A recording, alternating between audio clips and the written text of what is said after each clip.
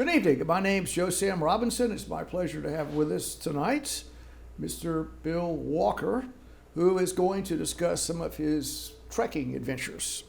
Now, Bill, you've had many years of going over hill and dale. Is that right? How did you get interested in that? And I know you're quite an expert on the subject, but how did you get started? Well, it's interesting you call me an expert because I didn't actually get into long distance hiking until age 44. But Yes. before that, I had a history of what we might call a street walker in a Oh, really? positive sense. Yes. I lived in Chicago for about 10 years. I used to take the bus home every day. And I finally realized I could outwalk the bus the first right. 2 miles home. right. And then I realized we'll only have 2 more miles to go. And next thing Yes. you know, the last 5 years in Chicago, I was walking home 4 miles a day straight up the Yes. bus line. Then Right, I was yeah. in London, which is one of the great that's a world's great great place to walk. cities of Yes, walking yes, that's on the certainly west true. end of London. And then in Latin America, in some of these places you're like afraid to flag down a taxi, so you're afraid they might kidnap you. And I Yes, don't yes. fit in car trunks real well Right, since I'm right. 6'11". Yes. But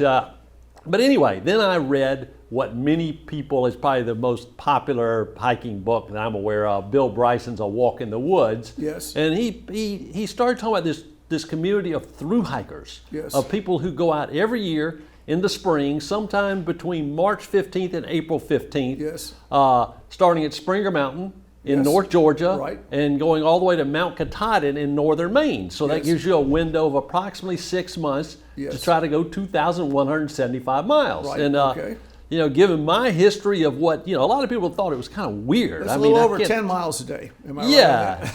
and you're, when you take in rainy days and all that stuff. But it's, but anyway, that given my history, as I said, of a street walker, having driven a lot of male and female companions nutty, I Yes. immediately thought that was a cool idea. Yes. But I had I had not been in the Boy Scouts, which would have been very helpful along the way. Yes. I don't even know if I'd ever spent the night outside. So, but the minute my father died, I decided, all right, that's what I'm going to do. The book I wrote on the Appalachian Trail, I dedicated to my father, who would have thought trying to hike the entire Appalachian Trail Yes. in 1 year was a nutty idea, but he Yes. would have been my biggest fan anyway. Yes. Yes, you would. So anyway, I decided, all right, in the spring of 2005, when I was 44, I was like, this is my go. He had died in November, and that gave me all winter to get ready. I was at REI driving them crazy, and they were trying to find stuff that fit me. They did not have any one-person tents I could fit in. Yes. So I was in. Finally, they put me in a two-person tent, which weighed 5 pounds, to everybody else's one-person tent, which weighed 2 pounds. Yes. And I complained about that for at that's a least lot of extra weight. 2,000 of the 2,175 miles, because that's just more calories you're burning out there. And I've always been very thin. Yes.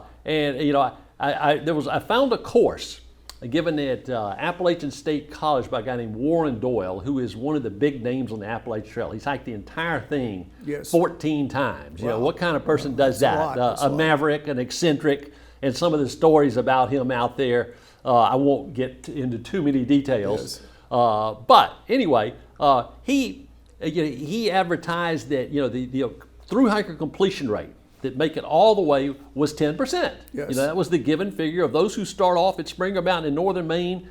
In North Georgia, and going to try to make it before October 15th when they close Mount Katahdin in northern Maine.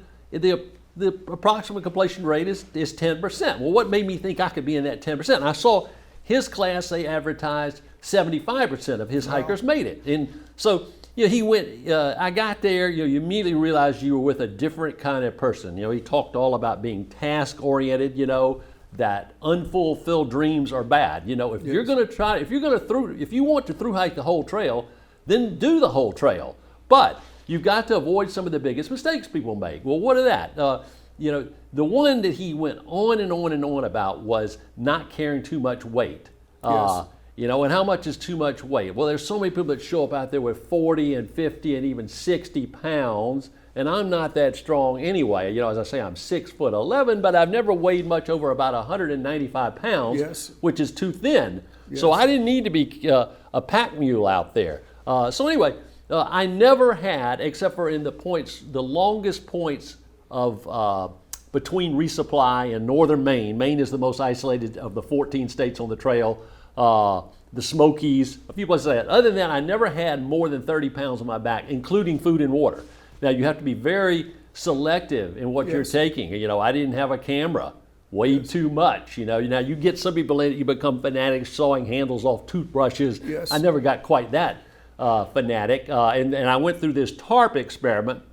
Well, instead of having to carry that 5-pound tent, I had a 12-ounce tarp. Well, that went terribly wrong because if you're starting in early April, go to, these, some of these people come down from New York and New Hampshire and all, and they think I'm in Georgia, I'll be hiking in shorts. And then they get up there and in some of those higher elevations in the Smokies, which you hit on week 3, which has the highest elevation on the trail, there you are in the snow and so forth. But anyway, you're foregoing. It was always everything in your backpack had to justify it along the way. I did do that target experiment, and I realized quickly though it will not keep you warm on a cold night. Yes. And then in the middle of the summer, it will not keep those bugs from assaulting you all night. Well, that's some of the biggest problems would be the weather and bugs, snakes. I mean, aberrant campers and hikers. I mean, what are some of the right? And even you mentioned big, snakes. Sure.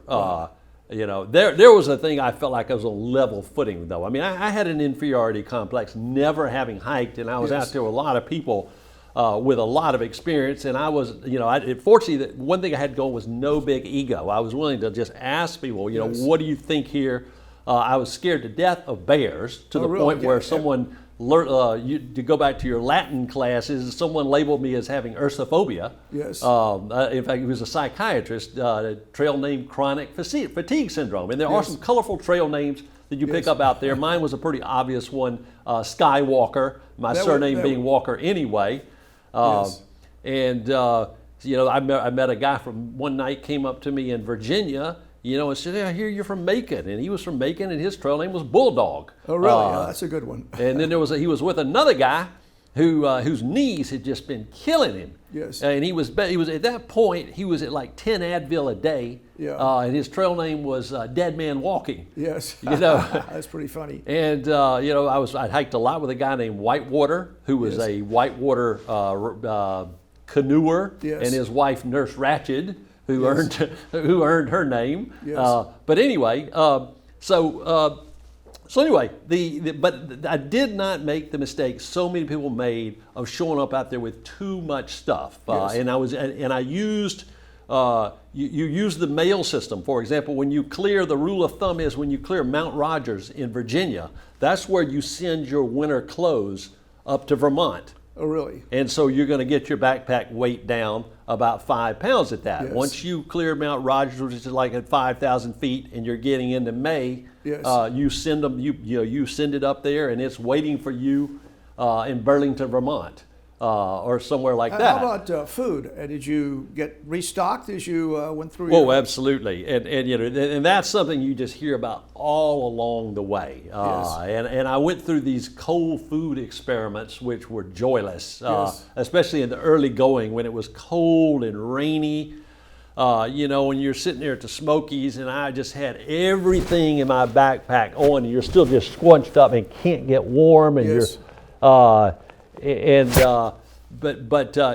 carrying. I would try like packets of tuna, Pop-Tarts, which have a lot of calories, because as Warren Doyle had said, it's all about calories out there. So you're carrying the things. In fact, what you're looking for specifically is the food, the highest calorie to the lowest weight ratio. Yes. And that took me about 2,000 miles. The last 100 miles in what they call the 100-mile wilderness, I was carrying olive oil, which is the food that has the highest calorie to lowest weight ratio. And I would pour it on everything. Yes. And it didn't taste very good, but beef jerky, lots of granola bars, peanut butter, all that stuff. But then finally in Virginia, I bought a stove, a gas-powered stove, and I would cook the ramen noodles. Yes. Was that for heat too? Did you? That it helped in that regard, especially because you're running into the cold weather early and late. Early in those southern Appalachians. Yes. And then late when you get up there, because you're doing that in the springtime,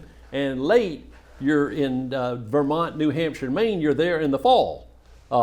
And it's that is an existential challenge to the Appalachian Trail, because you're hitting the highest parts of the trail early and late. And the best time to be on those would be in the summer, but actually you're going to hit those in the spring and the fall. And then the lowest elevations on the trail in the mid-Atlantic states you're hitting in the summer. And that would be better to be them there in the fall, in the spring and the fall. So, and that's when the bugs, you're going to be. Was that a big problem? Yes, it is starting in about northern Virginia, like Shenandoah National Park, which is beautiful, by the way, and has the largest bear population per capita or per square mile of anywhere in the country. But anyway, it's starting about there, and in Pennsylvania, oh gosh, in every of the 14 states, every state is known for one thing. If you ask somebody about any Appalachian Trail thru hiker, if you ask them about Pennsylvania, they're going to say one word, begins with an R, rocks. Yes. Whereas if you ask them, I would say of the 14 states, Maine, the very last one, about half would say it was the most difficult. The other half would say New Hampshire, and almost everyone would say Maine was the most gorgeous. Really? Yeah. Just eye candy along the way. Really, really nice. Well, what would be an average day? I mean, you'd wake up, and how would your day go? Warren Doyle again had talked to us about. You start off, you're going to just try to pace yourself in the early going, because the toughest two states are the last two, New Hampshire and Maine, but that's when you have your trail legs. Yes. The next toughest two states are the first two, Georgia and North Carolina. Yes. So you're just trying to pace yourself. I mean, of those people trying to go all the way, a horribly high percentage are knocked out, don't even see the North Carolina line. Yes. Something happened. There's a place called Neal's Gap, about 31 miles into the trail, and it's a very popular quitting point, although there's another place about 10 miles before that where you can get off at Woody Gap, and there have been plenty of people trying to figure out how to get out at that point. Was there a great mass of people starting? So you're there, you're on Springer Mountain, and 2,000 people getting ready to go, or some huge, it's like a subway crowd. You say 2,000. The thru hiker population has gotten bigger and bigger to where it's almost 4,000 annually. Yes. And it's spread out. Most people start between March 15 and April 15, so about 100 a day. Yes. So you can expect a lot of, in the early going, which was, some people just hated that. I liked it because I didn't know what I was doing out there. Right. I didn't want to get lost. They have shelters that run about every 8 miles on the trail. They're 3-sided, not 4-sided. You're still outside. Some people like to sleep in there, although you can expect to be on friendly terms with mice in those shelters. But there are tent spots around there, and the shelters tend to be at water spots, so you can get the water. Did you go in the shelter, or you were a sort of? I was a shelter rat at first, and then when I finally got rid of that tarp, I just fell from my tent. It was long enough, but it did weigh 5 pounds. Yes. Which I hated, but if I'm going to carry the thing all day, and you had your own spot, and you didn't have to listen to people snore all night. Yes. And so I prefer the more experienced hikers tend to like their tent more. Yes. But the shelters nonetheless are good gathering points, even if you've been alone all day. And I liked being with people, but there are a lot of times thru hikers are selfish. I mean, you've got a task to do. Yes. And you're and you need to make your miles, and you're going to go where you're going to go. But wherever you go, you're almost sure to. If you're at a shelter, you're going to be around people at night. And a lot of times, all of a sudden you look at somebody. Oh yeah, I saw you. You're there. You are in Massachusetts, and you hadn't seen that person since North Carolina. Oh yeah. But back to miles. You mentioned miles. In the early going, you're trying to do 10, 12, 14 miles a day. Past the shelter, then you go past the shelter. You might go 2 shelters. Oh, really? You might go from one shelter, and they're not exactly 8 miles apart. Yes. There's a stretch in New York where there's a 29-mile stretch with no shelter. Wow. And then there's resupply. It's longer when you get up there in Vermont, New Hampshire, and Maine, because the trail's more isolated. In those mid-Atlantic states like Pennsylvania or New York, you're hitting the road almost every day, where you could hitch somewhere to a convenience store and eat some delicious sausage and biscuit instead of ramen noodles. Right. But when you get in the mid-Atlantic states, there's a big party every year in the middle of May, which is in Damascus, Virginia, the first town over the Virginia border, called Trail Days. And I recommend it for people who are considering the Appalachian Trail. The whole hiker community is there, all the gear manufacturers and everybody. I've sold books and all that at the event. But anyway, once that's over with, you're in the summer months, and that's when you start going for 20 miles a day. You're trying to make good time in the mid-Atlantic states because those are the least difficult states, and the days are the longest. It's warmer weather, but some people had a heck of a time with the hot weather. You know, people started hiking at night with their headlamps on, and that's pretty rough, isn't it? Do it at night. Yeah, with rocks on, and and you've got company out there. There are animals out there. I mentioned bears. There are 3 spots on the trail that are known for having the most bears. The two biggest national parks: Smoky Mountain National Park, Shenandoah National Park, and then New Jersey.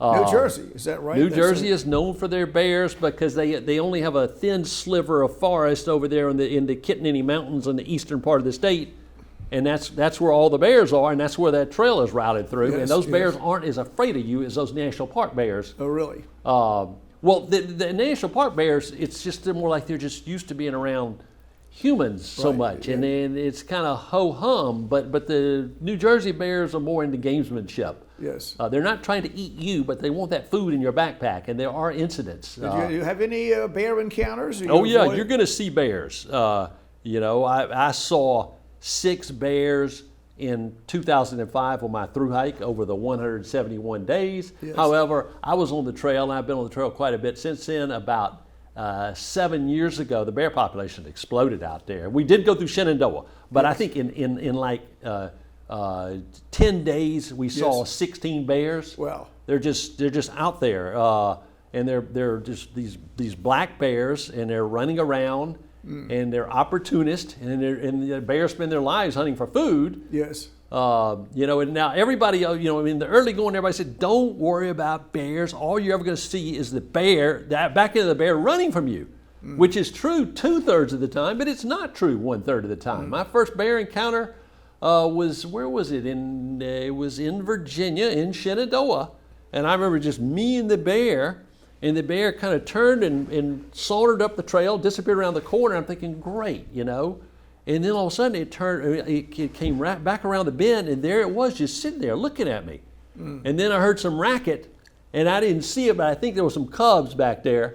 Wow. And they ran off, and then the bear headed off also. Wow, that's spooky, isn't it? Yeah, and then about 3 or 4 days later, I'm still in Shenandoah National Park, and I'm waking up about 6 o'clock in the morning.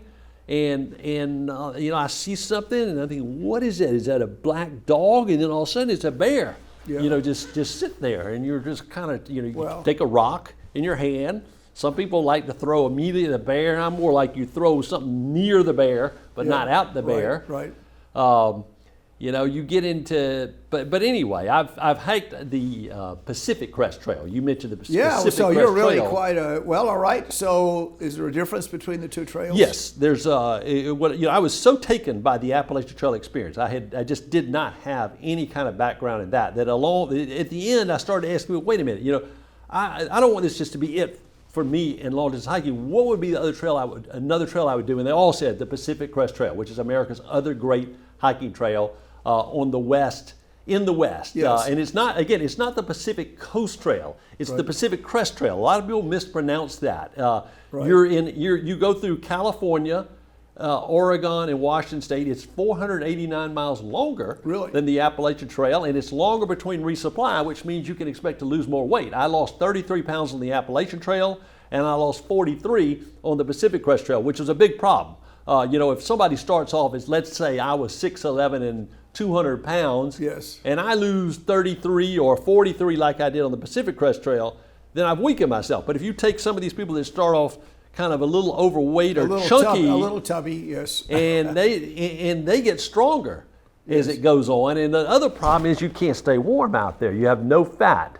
So anyway, I was pouring all that olive oil on there. I was eating, ramen noodles. What was I, there was just nothing you could do, because then also you're carrying 40 pounds on the Pacific Crest Trail. It's longer to resupply. The Pacific Crest Trail, though, the geography, the AT is a deep woods experience. They speak of the green tunnel. You are above tree line some in places like the Presidential Range in New Yes, Hampshire yes, and Maine, yes. some in the Smokies and the Balds up there in North Carolina. But the Pacific Crest Trail, the first 700 miles, you're in the desert. Yeah. You're skirting the Mojave Desert, and that has its own character. You're wearing that wide brim hat and the desert shirt, and your day is built around water. You've got extensive maps of where you know you can get water. But on the Appalachian Trail, I was generally carrying 2 liters, rarely, maybe never more, because the AT is famous for its great water sources. You're going up, down, Yes, and you're running the streams all along the way to get water. But on the Pacific Crest Trail, especially in the desert, you know at times you're just carrying like 5 liters, which is 10 or 11 pounds of water. Right. And it dictates your hiking schedule. But then you get at the Pacific Crest Trail at mile 703 to be exact, Kennedy Meadows, that's where the trail's character dramatically changes, and you go from the desert to what they call the High Sierra, and there you get to the highest points in the lower 48, Mount Whitney, Right. These passes, these mountain passes, Forester's Pass, Glen Pass, Muir Pass, and it's quite the challenge, because if you're going to make it from the Mexico-California border where the Pacific Crest Trail begins to the Washington-Canada border, Yep. you only have a window on the Pacific Crest Trail of a little over 5 months. And so you need to go in as soon as you can at mile 703, because you're still less than halfway through California at mile 703, but you need to go ahead and get in the High Sierra and get through there so you can have time to make it all the way to Canada. But that snow, they get more snow, a good bit more, as you probably are aware, in the Sierras than they do in the Rockies. So the snow has not melted, and when you're going over those passes, Yes. Whitney, Forester's Pass, I mean, I was, with these long legs, you're just keeping them in a crouched position, and it was a struggle, and it was frightening at times. Any health issues? I mean, you're by yourself, presumably, and you must have encountered people with health problems. Yeah, I mean, that's one of the things that knocks people off the trail. It's often said that it's knees that knock people off the Appalachian Trail and feet that knock people off the Pacific Crest Trail, being in that desert and with that sun just pounding down on you, and you turn into like a kangaroo. You're wearing shoes an extra size, Yes. more than normal. I was lucky on the AT, no knee problems or anything like that. My biggest problem on the Appalachian Trail was the cold, wet weather. Yes. That was my biggest problem. On the Pacific Crest Trail, I did have a foot problem because I was wearing a size 14. I could not find a size 15 at REI, and my feet swelled up in that Yes. desert. And next thing you know, I had this horrible blister, like 100 miles in there, and I spent a week in this town in the middle of the California desert ordering shoes from around the country, having them overnighted. None of it. Finally, one night, I found something at Dick's Sporting Goods had it overnighted, and that solved my problems for the rest of the trip. But that's Well, what happens if you suddenly something happens? Your knees go out, your feet go out, and you're 20 miles from the nearest help. I mean, what do you do? Well, the AT, I say, look, this is not Lewis and Clark stuff, because if Yes. it was, you wouldn't have, me out there, because where I fit in the hiker bell curve, if you will, is a middle-aged person of average abilities, but above average determination. Yes. I would say. So there are bailout points, especially on the Appalachian Trail. Now, on that Pacific Crest Trail, the bailout points are fewer and further between, and that's something you're always aware about, is where your bailout points are. As far as health, though, let me just say that hiking is a very healthy thing to do. You're outside all the time. You're not going to get any contagious diseases, Yes. except for Giardia. I had a horrible case of Giardia. From that water that's so free, easy to find the water, but that's the Appalachian Trail, and it's no coincidence. My case of Giardia hit me on the Pacific Crest Trail, and I spent 66 hours in a tent in the rain in Oregon, and it was a lonely 66 hours, and the tent started leaking. And I was just wondering how I was going to get out of there. And that water, the rain quit when it needed to, because I was just like, my God, I've got to get out of here. Yes. And it was, so after that, I would, when I got to trail towns, I would just carry more water out of trail towns. And you buy. Then there's the debate all along the way. People are talking about all these issues along the way. What type tent you're carrying? What type backpack? What food? And then how are you going to treat your water? Are you going to put pills in there like chlorine or iodine tablets? Are you going to use a filter? And what did you do? What was your choice? I tried them all, and then I was under the influence of this Warren Doyle, and as you can imagine, somebody who's hiked it 14 times has nothing but contempt for anybody who ever treats his water. Oh, really? He did tell us, and the more you hike, the more you tend to go without treating the water, especially when if you're in the high elevations like in the Smokies, and it's a narrow source, and the water feels cold, then you're near the spring. It's probably the best water, and why would you want to put chlorine or iodine in that? But if it's, but you don't want to be too dogmatic. If you run into water that's not like that, then you want to have a filter. And the filters have gotten better. The one I had on the Appalachian Trail weighed like 1.5 pounds. The one I've got now is like 6 ounces. Yes. Any ambitions for, we talked briefly about New Zealand, anywhere, or Canada? There's some probably pretty nice trails up there and places. Any thoughts? Well, after I got through the Pacific Crest Trail and I regained my 43 pounds, I decided I was going to reward myself and do El Camino de Santiago, which is a very popular trek.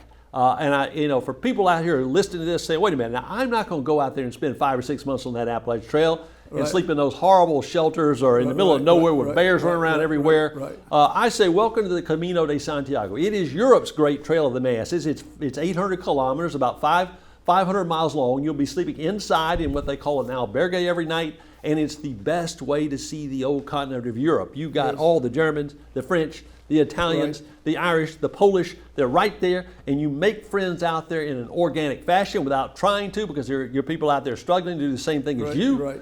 And you're not eating that god-awful hiker food. You're getting these little towns every night. Drinking a little wine, too. And it's very economical, by the way, because they have these pilgrim albergues that you are allowed to, you can stay in for $5 and $10 or €5 and €10 per night.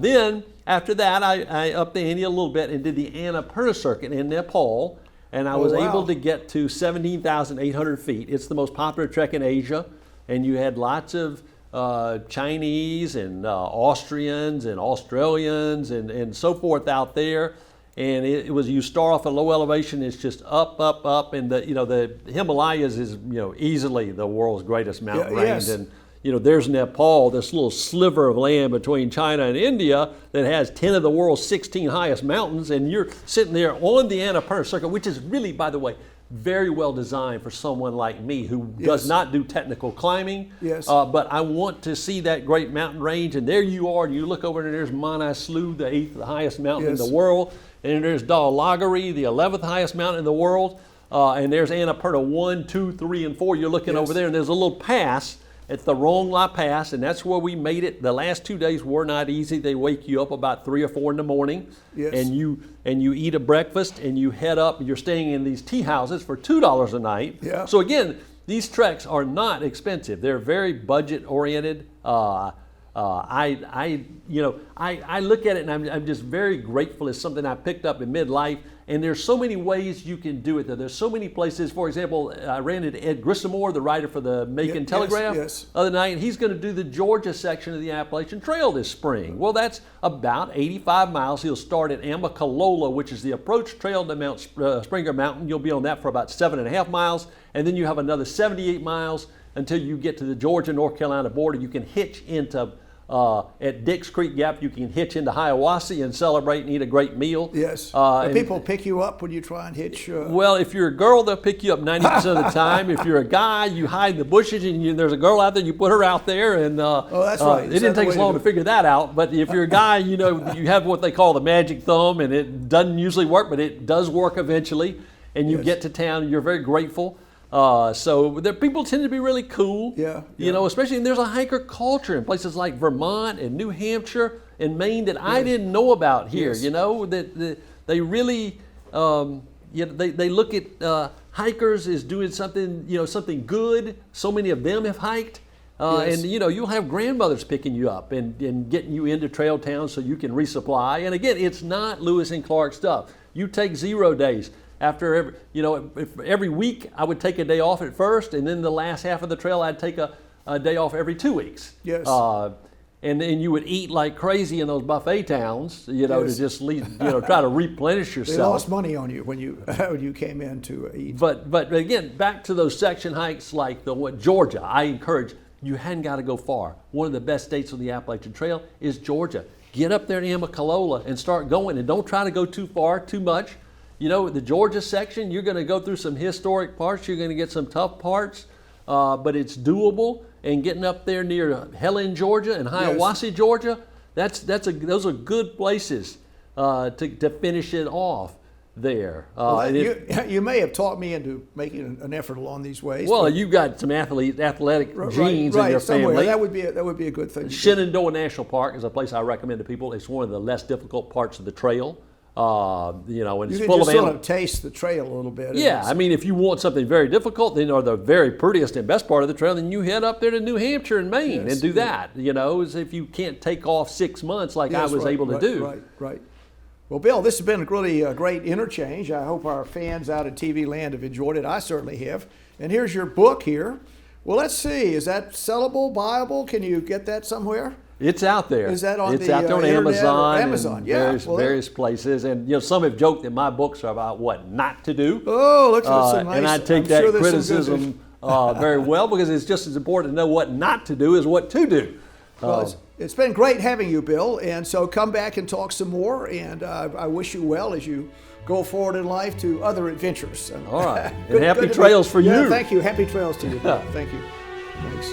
This program is brought to you by the Georgia Neurosurgical Institute.